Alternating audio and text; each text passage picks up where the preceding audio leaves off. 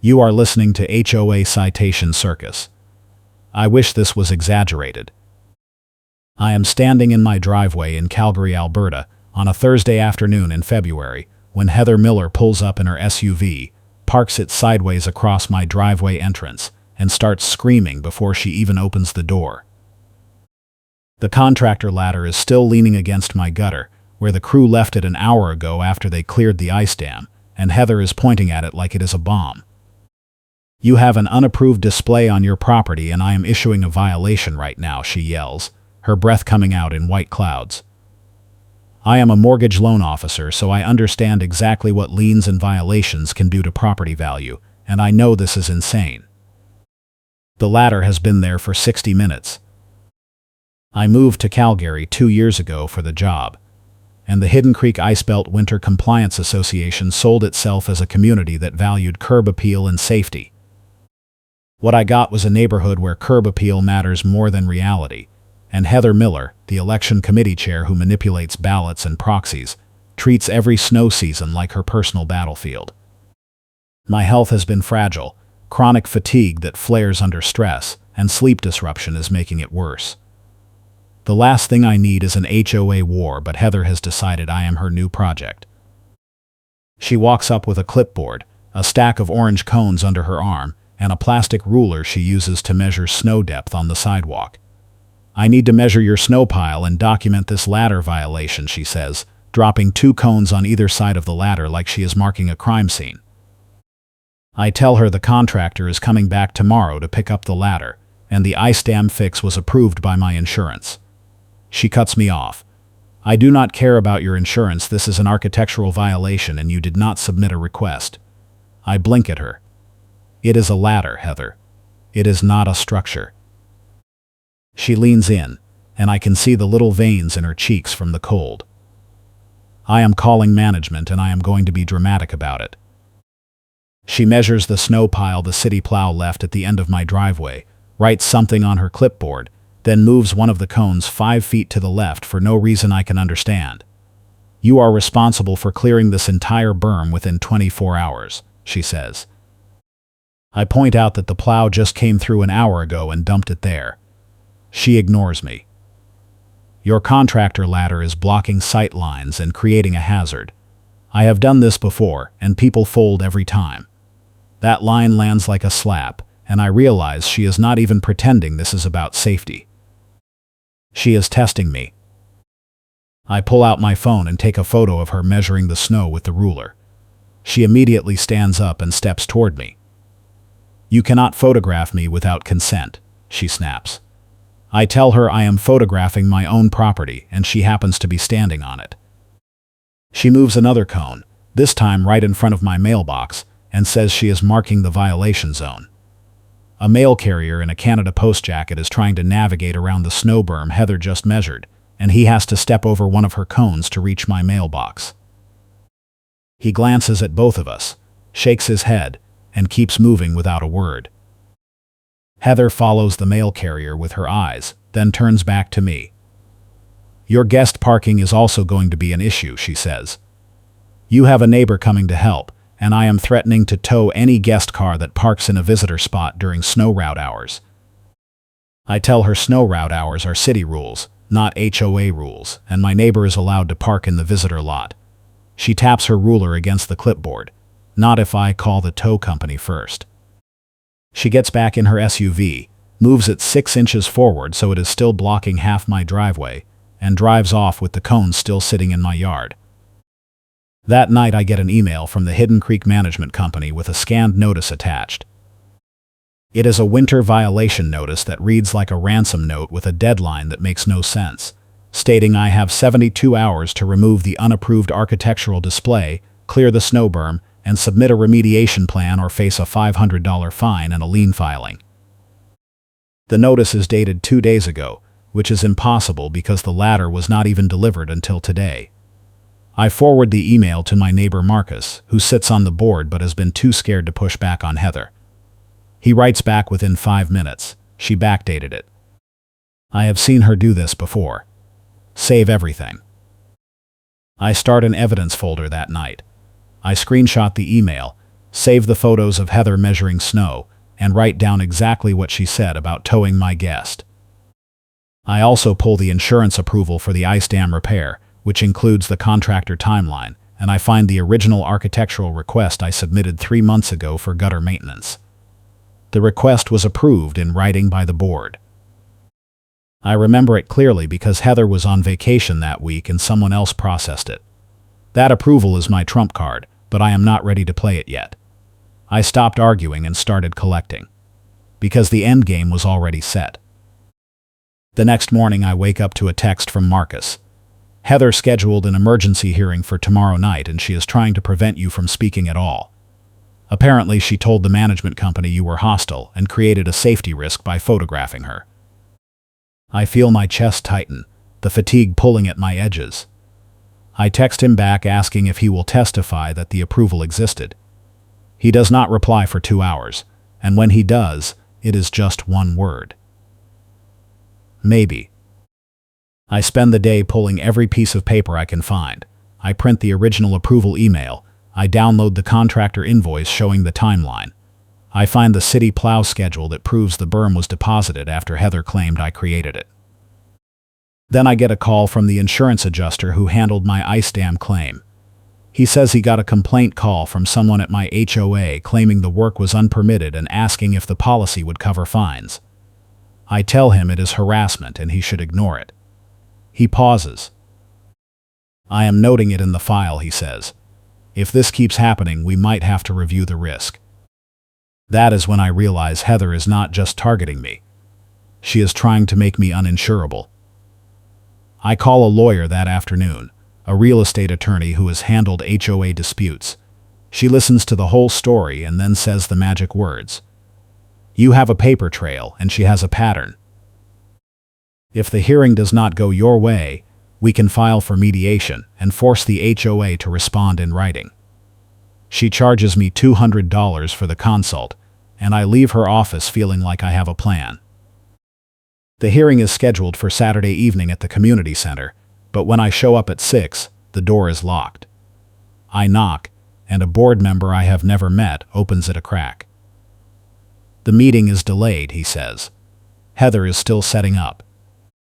I wait in the hallway for 20 minutes, watching through the window as Heather arranges name cards at a folding table and moves a projector screen 3 times. Finally, she opens the door and waves me in like I am late. We are ready now, she says. I walk in and see Marcus sitting in the back row looking at his phone. There are 2 other board members I do not recognize, and a woman from the management company with a laptop. Heather starts by reading the violation notice aloud, emphasizing the phrase unapproved architectural display and visual blight. She projects a photo on the screen showing my house with the ladder leaning against the gutter, but the photo timestamp says it was taken at 8 in the morning, which is before the contractor even arrived. I raise my hand to point this out, and Heather cuts me off. You will have a chance to respond after we review the evidence, she says. She clicks to the next slide, which is a photo of the snow berm with her ruler stuck in it. She claims I created a public hazard by failing to clear the berm within the required 12-hour window. I look at Marcus, and he is staring at the table. Heather moves to the next slide, which is a printed email from the management company, and she reads it aloud. This property has been flagged for repeated non-compliance, and the board has recommended escalated enforcement. I feel my hands start to shake, and I squeeze the hand warmer packet in my palm to keep my focus. When she finishes, she looks at me. Do you have anything to say? I stand up and pull out my folder. I have the original architectural approval for gutter maintenance, dated and signed by the board, I say. I also have the contractor invoice showing the work timeline, the city plow schedule showing when the berm was created, and a photo proving Heather backdated the violation notice. Heather's face goes blank for a second, and then she recovers. That approval was for routine maintenance, not for leaving equipment on display, she says. I shake my head. The approval specifically mentions contractor access and temporary staging, and it was valid through the end of March. I hand copies to the board members, and I see the management rep glance at her laptop and frown. Heather stands up and moves one of the chairs, her key ring jangling loudly on her belt. She is stalling. This is a separate issue, she says. The snow berm and the ladder are two distinct violations, and even if the ladder was approved, you are still responsible for clearing the berm. I pull out the city plow schedule and the time-stamped photo. The plow created the berm at 2:15 in the afternoon, and Heather measured it at 2:45. The notice claims I had 12 hours to clear it, but she issued the violation 30 minutes after it was created. One of the other board members, a man in his 60s, clears his throat. That does not seem reasonable, he says quietly. Heather's voice goes up a notch. I am calling management and I am going to be dramatic about it, she says, which gets a confused look from the management rep. I decide to push. I also have an email chain from management admitting the notice date was wrong, I say. I pull it out and slide it across the table. The rep opens her laptop, types something, and then nods. We did send a correction email, she says. It was sent to the board on Thursday. Heather's face flushes. That was an internal communication, she snaps. It does not change the violation. Marcus finally speaks up. Heather, this is not going to hold, he says. You are enforcing rules that do not exist, and you are backdating notices. If this goes to mediation, we are going to lose. Heather spins toward him. You do not have the authority to speak here, she says. Marcus stands up. I am on the board, Heather. I have every right to speak, and I am going on record right now saying this violation is invalid. The other board members shift in their seats, and I can see the power dynamic cracking. Heather tries to regain control. We are going to table this and reconvene next week, she says. I shake my head. No. I want this resolved tonight, and I want a written retraction of the violation. The management rep types something else and then looks at Heather. If the approval is valid and the notice was backdated, we are required to issue a correction. Heather's jaw tightens, and I can see her weighing her options. Fine, she says. We will issue a clarification. Not a clarification, I say. A retraction. In writing. To every homeowner. Marcus backs me up. That is the policy, Heather. The rep nods and makes a note. Heather does not say another word. She gathers her papers, grabs her coat, and walks out of the room, her key ring jangling the whole way. The meeting ends 5 minutes later, and Marcus walks me to my car. You just made an enemy, he says. I tell him I already had one. If you are enjoying this story, please hit the like button and subscribe for more HOA nightmare content. The retraction letter goes out 3 days later, but Heather does not let it go. I get a new notice the following week, this time claiming my guest parking is in violation of emergency snow route protocols. The notice says the city has declared a snow emergency, and all non-resident vehicles must be removed from visitor lots within 2 hours, or they will be towed at owner expense. I call the city, and they have no record of a snow emergency. I ask for written confirmation, and they email me a statement that no emergency has been declared and none is expected. That statement becomes the second piece of evidence in my folder. I forward the city statement to the management company and ask them to confirm whether the HOA has the authority to declare its own snow emergency. The rep writes back within an hour. The HOA does not have that authority, and we have notified the board that the notice is invalid. But Heather does not pull the notice. Instead, she doubles down. I see her that afternoon in the visitor lot, moving orange cones around and taking photos of cars with her phone. One of the cars belongs to my neighbor who was supposed to help me clear my driveway, and when he comes outside, Heather is standing next to his car with a clipboard. I walk over just as she is writing something down. What are you doing, Heather? I ask. She does not look up. Documenting violations, she says. Your guest is parked in a fire lane. I look at the parking space, which is clearly marked as a visitor spot. That is not a fire lane, I say. She taps the clipboard. The HOA has redesignated this row as emergency access during winter months, and your guest is in violation. My neighbor looks at me, confused. "Do I need to move?" he asks. I tell him no, and I pull out my phone to photograph Heather and the cone placement. She snaps her head up. "Stop photographing me," she says. I keep the camera on her. "You are on HOA common property, Heather. I can photograph anything I want." She steps toward me, and I can see her hand shaking on the clipboard. "I am going to have you removed from the property for harassment," she says. I stay calm. "Go ahead and try." My neighbor gets in his car and leaves anyway, and Heather marks it as a voluntary compliance on her clipboard. That night I get a group email from the Hidden Creek Board announcing a special compliance task force to address winter safety violations. The email does not name me, but it describes a pattern of non-compliance involving contractor equipment, snow removal failures, and unauthorized guest parking. It also announces that the board has hired 2 volunteers to conduct property inspections and that homeowners should expect visits starting the following weekend. I recognize Heather's writing style in every sentence. The task force shows up on Saturday morning.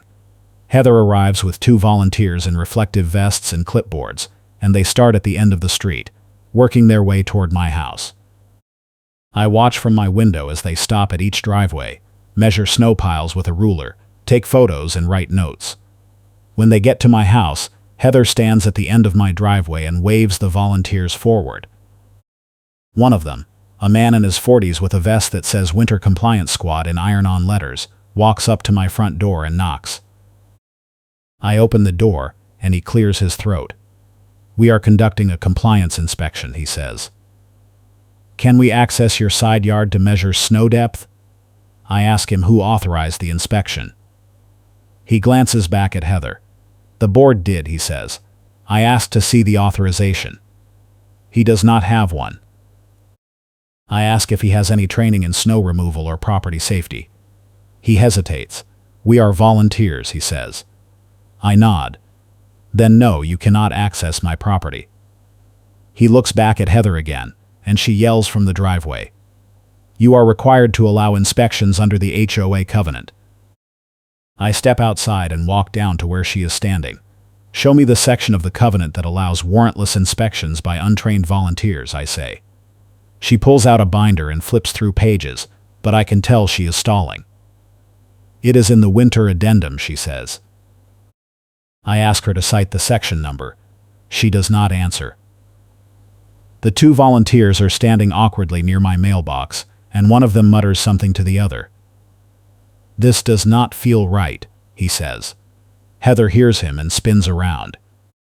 "You are here to document violations, not to question the process," she snaps. The second volunteer, a woman in her 50s, takes off her vest. "I did not sign up for this," she says. She hands the vest to Heather and walks back to her car.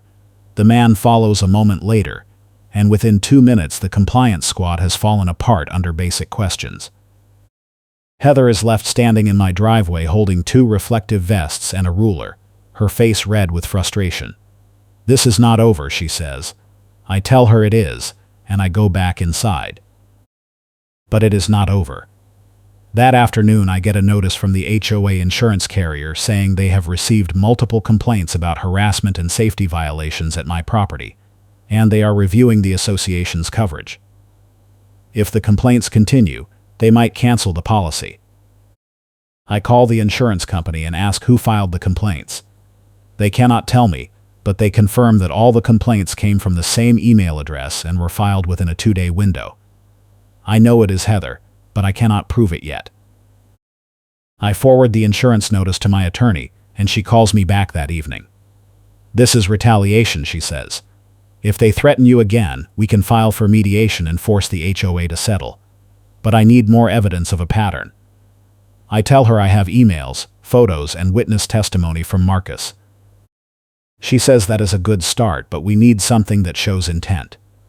I think about the approval I have been holding back, the architectural request that Heather pretended never existed. That is my trump card, and I am almost ready to play it. The breaking point comes 2 weeks later. I am at the grocery store parking lot nearby, loading bags into my car, when Heather pulls up next to me and parks so close I cannot open my driver's door. She gets out and walks around to my side, holding her phone.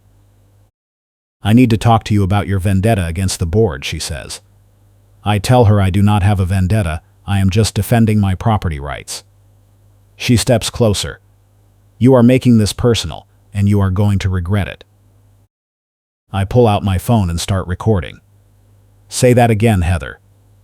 She realizes what I am doing and her expression shifts. "You are harassing me," she says, loud enough for other shoppers to hear. A woman pushing a cart slows down and stares. I keep the camera on Heather. "You parked illegally close to my car and you are threatening me in a public place. If you do not move your vehicle, I am calling the police." She does not move. I dial the non-emergency line, and the operator asks what is happening. I describe the situation, and she says an officer will be there in 10 minutes. Heather gets back in her SUV and moves it, but she does not leave the lot. She parks 3 spaces over and sits there with her phone watching me. When the officer arrives, I show him the video and explain the ongoing harassment. He takes notes, and then he walks over to Heather's car and talks to her for 5 minutes. When he comes back, he tells me there is not enough for a criminal complaint, but he has advised her to stop contacting me. If it continues, I can file for a restraining order. I thank him and leave, but I know Heather is going to escalate again. She does. The next board meeting is scheduled for the following Thursday, and Marcus texts me that Heather has put a budget review on the agenda. She is going after vendor contracts, he says. I think she is trying to bury something.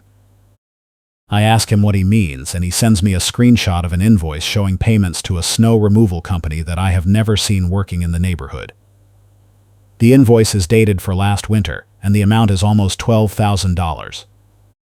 I compare it to the HOA budget, and the line item does not match any approved expense. I start digging. I pull property records, vendor registrations, and business filings, and I find that the snow removal company is owned by Heather's brother-in-law. The invoices show regular payments over 3 winters, but none of the work is documented in board minutes and none of the contracts were put out for competitive bid. I send everything to Marcus, and he writes back immediately. This is vendor favoritism. If the homeowners find out, she is done.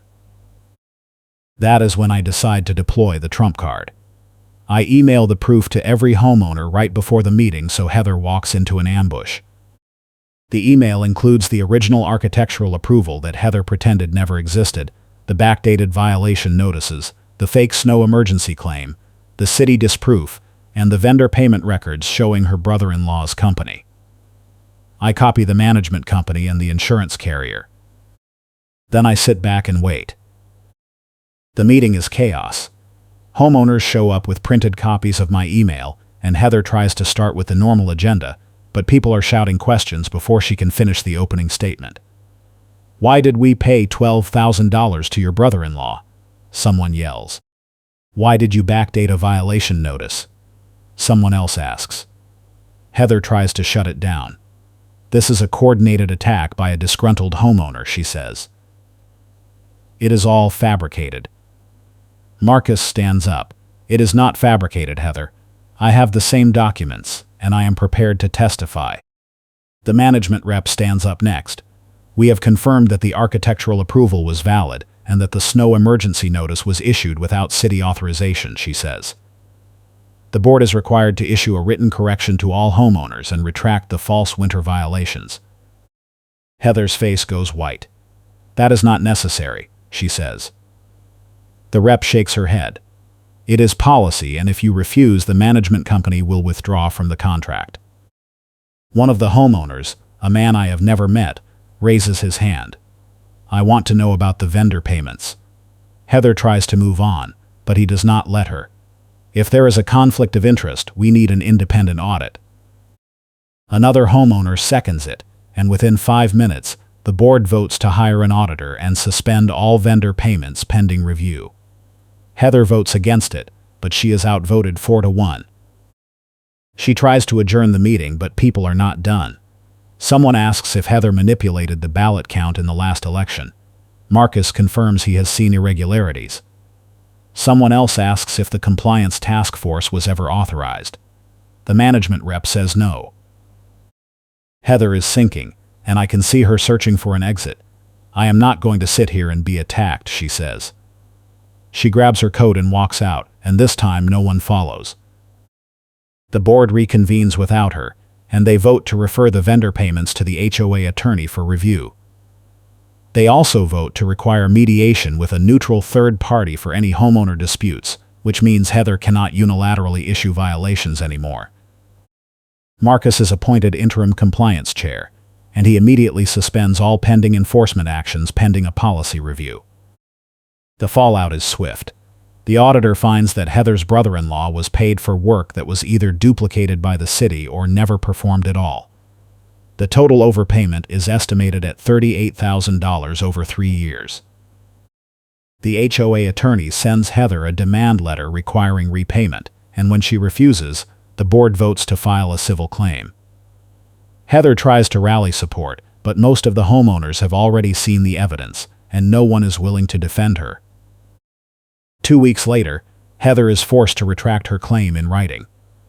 The retraction is sent to every homeowner, and it includes an acknowledgement that the winter violations were issued in error and that the architectural approval was valid from the start.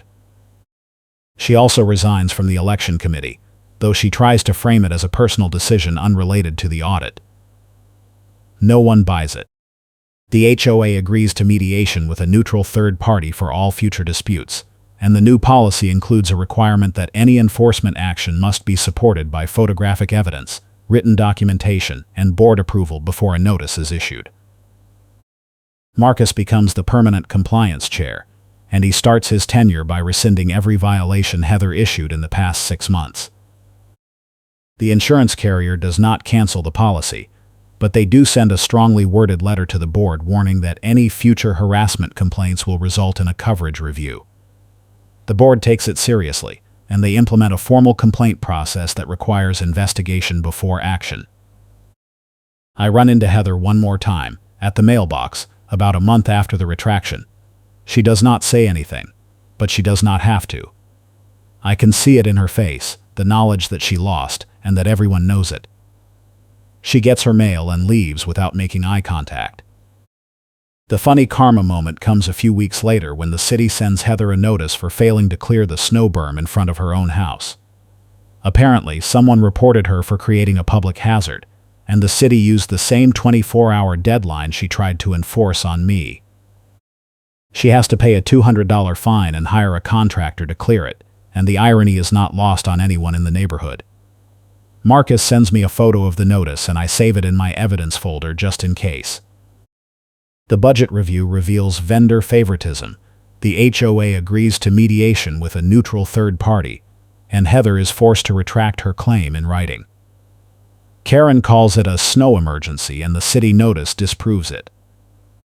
Everything I was holding back, every piece of proof I collected while she was busy measuring snow with a plastic ruler, comes together in one clean endgame.